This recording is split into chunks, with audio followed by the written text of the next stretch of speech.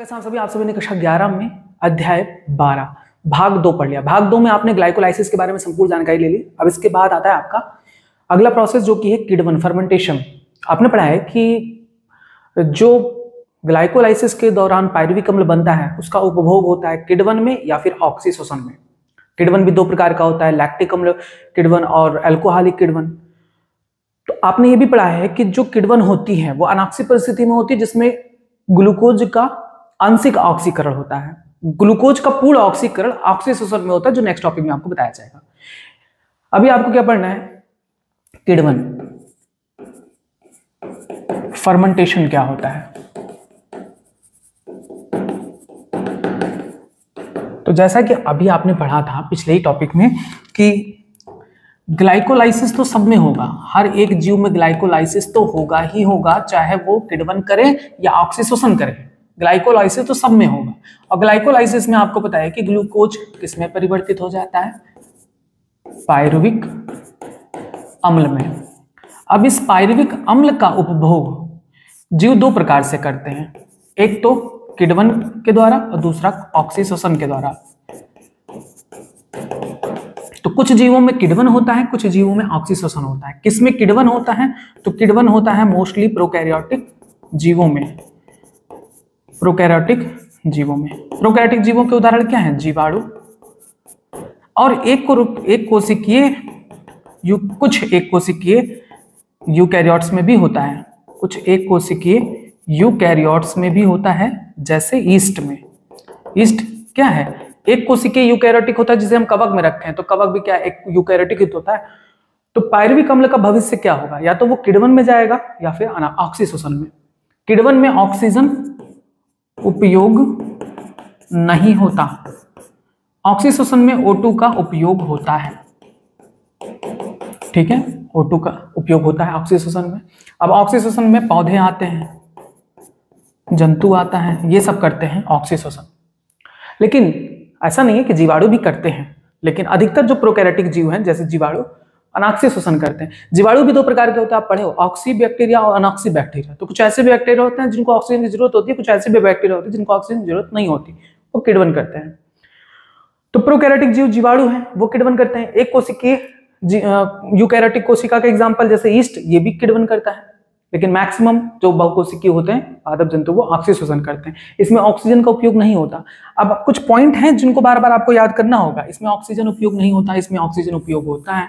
अब इस किडवन की प्रक्रिया में ग्लूकोज का आंशिक ऑक्सीकरण होता है, ग्लूकोज का आंशिक ऑक्सीकरण होता है। आंशिक ऑक्सीकरण का मतलब क्या होता है, पूर्ण रूप से ऑक्सीकरण ना होना, पूर्ण रूप से ऑक्सीकरण ना होना। पूर्ण रूप से ऑक्सीकरण का मतलब होता है कि जब ग्लूकोज के ऑक्सीकरण से कार्बन डाइऑक्साइड, जल और ऊर्जा बने, तब ये पूर्ण ऑक्सीकरण होता है। आपने पढ़ा है reaction C6H12O6 + 6O2 gives 6CO2 + 6H2O + ऊर्जा। तो ये होता है पूर्ण ऑक्सीकरण, ग्लूकोज का पूर्ण ऑक्सीकरण कहलाता है ये प्रक्रिया। जब ये रिएक्शन होता है तब कहलाता है ग्लूकोज का पूर्ण ऑक्सीकरण। लेकिन अच्छा, ये पूर्ण ऑक्सीकरण कहां होता है, ऑक्सीशोषण में। ग्लूकोज का पूर्ण ऑक्सीकरण कहां होता है, ऑक्सीशोषण में होता है, कि ग्लूकोज कार्बन डाइऑक्साइड H2 और जल में ऊर्जा में बदलता है ऑक्सीशोषण में। लेकिन किडवन में, चाहे वो कोई भी किडवन हो, लैक्टिक अम्ल हो चाहे अल्कोहल किडवन हो, किडवन में ग्लूकोज का आंशिक ऑक्सीकरण होता है, यानी ग्लूकोज कार्बन डाइऑक्साइड में परिवर्तित नहीं होता। ग्लूकोज या तो लैक्टिक अम्ल में परिवर्तित होता है या फिर ये अल्कोहल में परिवर्तित होता है।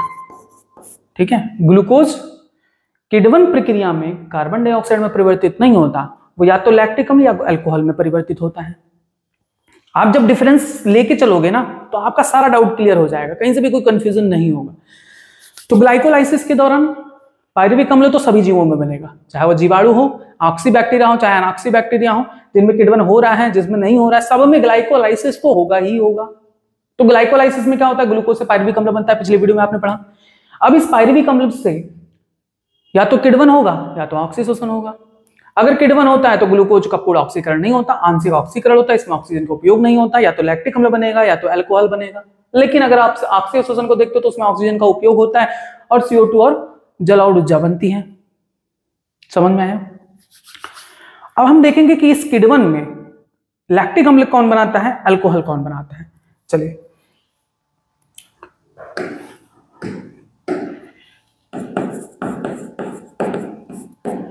किण्वन भी दो प्रकार का होता है। एक होता है लैक्टिक अम्ल किण्वन, आपने पिछली वीडियो में पढ़ा था, और एक होता है अल्कोहल किण्वन।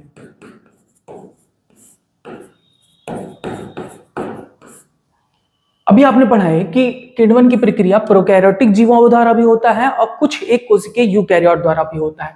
तो जो लैक्टिक अम्ल का किण्वन है ना, वो होता है कुछ एक कोशिकीय यूकैरियोट्स के द्वारा,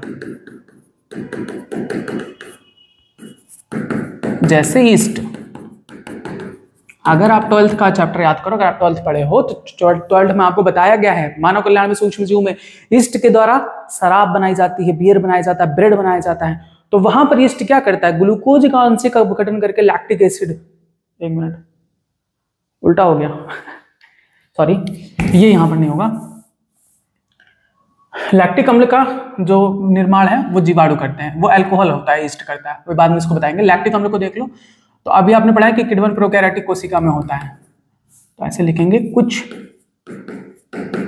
प्रोकैरियोट, कुछ प्रोकैरियोट्स जीवाणु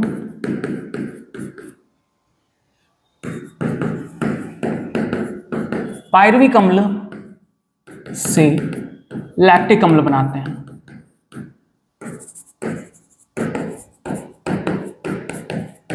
जैसे आपने दूध से दही बनने की प्रक्रिया सुनी है ना, दूध से दही, तो इसमें क्या होता है, लैक्टिक एसिड बैक्टीरिया काम करता है, ग्लूकोज को लैक्टिक एसिड बैक्टीरिया लैक्टिक अम्ल में परिवर्तित कर देता है।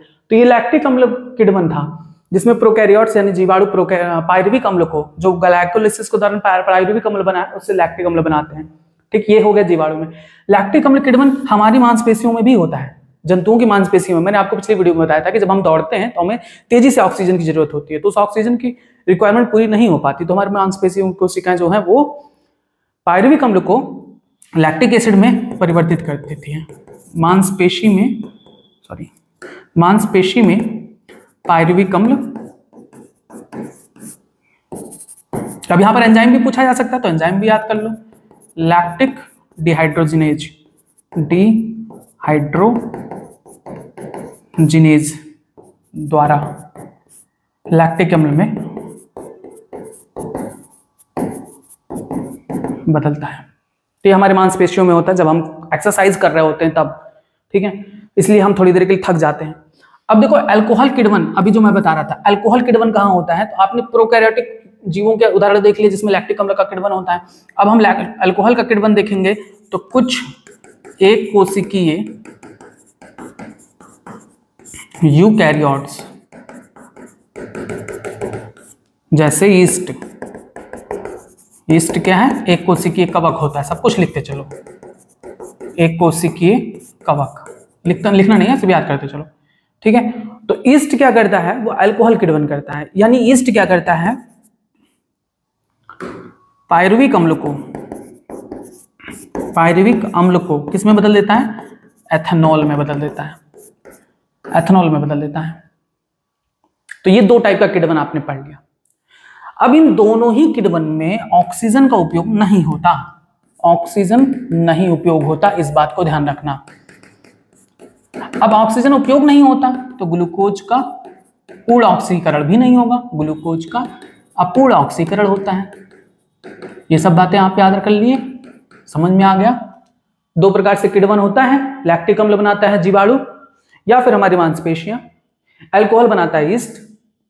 अब यहां पर कुछ इंपॉर्टेंट पॉइंट, दोनों ही प्रक्रियाओं में, चाहे वो लैक्टिक अम्ल किण्वन हो चाहे अल्कोहल किण्वन हो, ऊर्जा पर्याप्त मात्रा में उत्पन्न नहीं होती, ऊर्जा पर्याप्त मात्रा में उत्पन्न नहीं होती। दोनों ही प्रक्रिया में ऊर्जा पर्याप्त मात्रा में उत्पन्न नहीं होती। जितनी भी ऊर्जा किण्वन में 7% से भी कम ऊर्जा उत्पन्न होती है और ये संपूर्ण ऊर्जा एटीपी के निर्माण में बिल्कुल भी उपयोग नहीं होती, यानी किण्वन की प्रक्रिया में एटीपी निर्माण नहीं होता। इस बात को भी ध्यान रखना। किण्वन की प्रक्रिया में एटीपी का निर्माण नहीं होता, तो बात पूछी जाती है कि किण्वन के दौरान कुल कितनी ऊर्जा प्राप्त होती है। तो आप देखो किण्वन से पहले क्या होगा, अभी बताए हैं कि किण्वन से पहले चाहे किण्वन हो चाहे ऑक्सीशोषण हो, इससे पहले होता है ग्लाइकोलाइसिस। और आप पिछले वीडियो में पढ़ चुके हो कि ग्लाइकोलाइसिस के दौरान 4 एटीपी का निर्माण होता है, उनमें से 2 एटीपी उसी प्रक्रिया में खर्च हो जाती है। तो जो शुद्ध एटीपी का उत्पादन होता है वो कितना होता है, 2 एटीपी। यानी किण्वन के बाद कुल कितनी ऊर्जा उत्पन्न होती है, सिर्फ 2 एटीपी। क्लियर बात है। ये दोनों ही लैक्टिक अम्ल का बनना, अल्कोहल किण्वन, ये दोनों ही खतरनाक प्रक्रिया है। अब मैं आपको बता दूं कि अगर जैसे यीस्ट है ना, तो यीस्ट किण्वन करता है और किण्वन के द्वारा एथेनॉल बनाता है, एथेनॉल बनाता है। यदि एथेनॉल का प्रतिशतता, अगर हम परसेंटेज की बात करें, तो यदि एथेनॉल 13% से भी अधिक, 13% या इससे अधिक हो जाता है, यदि एथेनॉल 13% या इससे अधिक हो जाता है, तो यीस्ट के लिए खतरनाक हो जाता है, यीस्ट के लिए विषाक्तता वह मृत्यु का कारण बनता है, मृत्यु का कारण बनता है। याद करिए, अगर एथेनॉल की परसेंटेज, यीस्ट जब किण्वन कर रहा होता है, अल्कोहलिक किण्वन कर रहा होता है, तो अगर एथेनॉल का परसेंटेज 13% या इससे अधिक हो जाता है, तब ये यीस्ट के लिए विषाक्तता में मृत्यु का कारण बन जाता है। क्लियर है बातें। तो यीस्ट का प्रयोग कहाँ होता है, शराब बनाने में। यानी हम कह सकते हैं, इसको ना लिख के हम लिखेंगे अल्कोहलिक पेय पदार्थ बनाने में। अल्कोहलिक पेय पदार्थ यानी अल्कोहलिक बेवरेजेस, अल्कोहलिक बेवरेजेस। जैसे अगर सामान्य रूप से अगर आप प्राकृतिक अल्कोहलिक बेवरेजेस बनाते हो, प्राकृतिक अल्कोहलिक पेय पदार्थ बनाते हो, मान लो आपने गन्ने का रस ले लिया, गन्ने के रस में यीस्ट मिला दिया, उसमें आपने अल्कोहल बनने दिया। यीस्ट क्या करेगा, गन्ने में उपस्थित जितने भी ग्लूकोज है उसका किण्वन करके एथेनॉल बना देगा। क्लियर बात है। तो कितने प्रतिशत तक बनाएगा, 13% ही तो बनाएगा। जैसे ही 13% से अधिक अल्कोहल हुआ, सारे यीस्ट मर जाएंगे। तो इसलिए जो प्राकृतिक अल्कोहलिक पेय पदार्थ होता है उसमें अल्कोहल का परसेंटेज, अल्कोहल 13% ही होता है। आया समझ में। तो जो प्राकृतिक पेय पदार्थ होते हैं, जो नेचुरली बनते हैं, उसमें अल्कोहल का परसेंटेज केवल 13% होता है। उदाहरण कौन से हैं, तो उदाहरण है इसके वाइन, बियर, इन सब में अल्कोहल 13% होता है। इसको नेचुरली बनाया जाता है।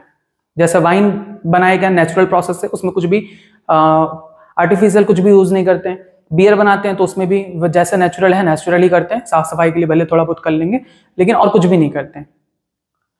अब बात ये आती है कि चलो ठीक है, जो प्राकृतिक अल्कोहलिक पेय पदार्थ है उसमें तो अल्कोहल 13% तक हो सकता है, लेकिन मार्केट में ऐसे भी शराब उपस्थित है। मैं आपको शराब के बारे में बता रहा हूं, पीने इन्हें मत लग जाना। और दूसरा ये कि आपकी बुक में है इसलिए बता रहा हूं। जो मार्केट में अदर जो अल्कोहलिक बेवरेज जाते हैं, जैसे विस्की, ब्रांडी, रम, वोडका, इन सभी में अल्कोहल का परसेंटेज इतना हाई कैसे होता है। तो ये जो अल्कोहल का होते हैं, जैसे विस्की, रम, ब्रांडी, वोडका, इन सभी में अल्कोहल का परसेंटेज मोर देन 13% कैसे होता है। तो ये मोर देन 30% होता है। जो नेचुरल ये अल्कोहल प्राप्त करते हैं उसमें ये एक प्रक्रिया यूज करते हैं जिसका नाम है फ्रैक्शनल डिस्टिलेशन। Fractional distillation. जब हम इस फ्रैक्शनल डिस्टिलेशन को कराते हैं, फ्रैक्शनल डिस्टिलेशन को कराते हैं, तब परसेंटेज 42% तक बढ़ सकती है। 42% और इससे भी ज्यादा बढ़ सकती है। लेकिन जो मार्केट में आते हैं जैसे विस्की, रम, ब्रांडी, वोडका, इन सभी में फ्रैक्शनल डिस्टिलेशन प्रयोग किया जाता है, जिससे इनमें अल्कोहल का परसेंटेज 42% हो जाता है। याद करिए। अब आपसे क्वेश्चन पूछा जा सकता है कि वो कौन से अल्कोहलिक पेय पदार्थ हैं जो बिना डिस्टिलेशन के बनाए जाते हैं। तो जो बिना डिस्टिलेशन के होते हैं वो ये होते हैं विदाउट डिस्टिलेशन, यानी इसमें डिस्टिलेशन नहीं किया जाता है और जो नेचुरल है वो नेचुरल ही होता है। इसलिए वाइन और बियर में अल्कोहल परसेंटेज 13% होता है, विदाउट डिस्टिलेशन बनाए जाते हैं। बल्कि विस्की, रम, ब्रांडी, वोडका ये सब फ्रैक्शनल डिस्टिलेशन यूज की जाती है, जिससे अल्कोहल का परसेंटेज बहुत ज्यादा बढ़ जाता है। 13% नेचुरल होता है, बढ़ाकर 42% करा देते हैं। क्लियर है बातें? आपसे पूछा जाएगा, ये सब एग्जांपल्स पूछे गए हैं, फ्रैक्शनल डिस्टिलेशन के द्वारा बनाए जाने वाले अल्कोहलिक पेय पदार्थों का नाम बताइए। तो वो अल्कोहलिक पेय पदार्थ जो फ्रैक्शनल डिस्टिलेशन के द्वारा बनाए जाते हैं वो विस्की, ब्रांडी, रम, वोडका। जो बिना फ्रैक्शनल डिस्टिलेशन के बनाए जाते हैं वो है आपके बियर और वाइन। बस। और क्या था किण्वन के बारे में? बस इतना ही था। किण्वन के बारे में इतना ही था। अब कौन सी प्रक्रिया है जिसमें ग्लूकोज का पूर्ण ऑक्सीकरण होता है? तो आप पढ़े हो, ऑक्सीशोषण। ऑक्सीशोषण में ऑक्सीजन का प्रयोग होकर ग्लूकोज का पूर्ण ऑक्सीकरण होता है और कार्बन डाइऑक्साइड, जल और ऊर्जा प्राप्त होती है। अब इस सारे पॉइंट को आप लिख डालिए।